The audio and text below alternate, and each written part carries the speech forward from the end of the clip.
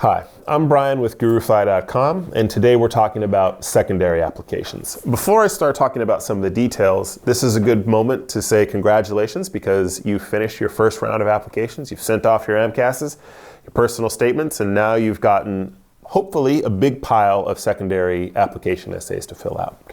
Now, the first thing to keep in mind is that for the most part, the basics in terms of how you're going to go about writing and approaching these essays are the same as that you would for your AMCAS personal statement. That is, think about going through a process of brainstorming, outlining, writing, and revision again, right? And also really put a lot of emphasis on the storytelling elements. So think about what's the central conflict or challenge that you're attempting to solve or that you're moving towards. What are the stakes that are involved, both for you and more broadly speaking? Why should the reader care is another way of thinking about this. Take them through your process of facing challenges and overcoming. And finally, demonstrate that over the course of whatever time element a particular essay covers, that you are a better, smarter, more prepared, stronger, more mature, more thoughtful, more compassionate, whatever the core attributes that you want to come out. Make sure that you're better at that at the end of the essay than you are at the beginning of it, so that there's a sense of progress and growth. Now, in terms of selecting a topic, this is a really complicated one because obviously different schools have different secondary essay prompts. But keep in mind a couple of things. First, you do want to strike a balance between being complementary with what you've already written and being redundant. That is, if you've covered something exhaustively in your personal statement, there's no need to revisit that.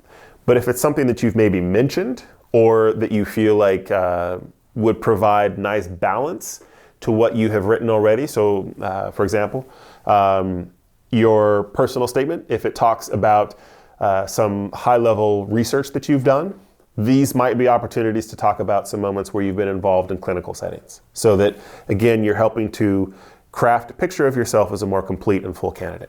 So keep in mind the complementary aspect of this. And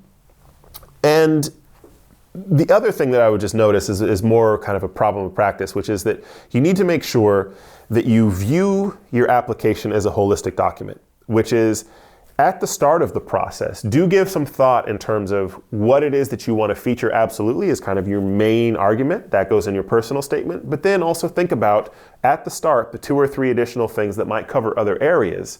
So again, think about clinical, the scientific, volunteer. Those might all be different buckets that you want to cover. Think about at the start where your strongest attributes, traits, and experiences are. Put those in the personal statement, but then also make sure that you give real attention and detail to these other areas so that you're covering all aspects of the application. Lastly, these essays do tend to be shorter, so you do need to be a little bit more direct and lean. It can feel a little bit constraining because you can't necessarily cover all aspects of a story, but do make sure, even though they are shorter, sometimes a third or a fourth as long as the personal statement, do make sure that you go through all the steps of the process, right? Think about doing the brainstorming, doing the outlining, the writing, the revision.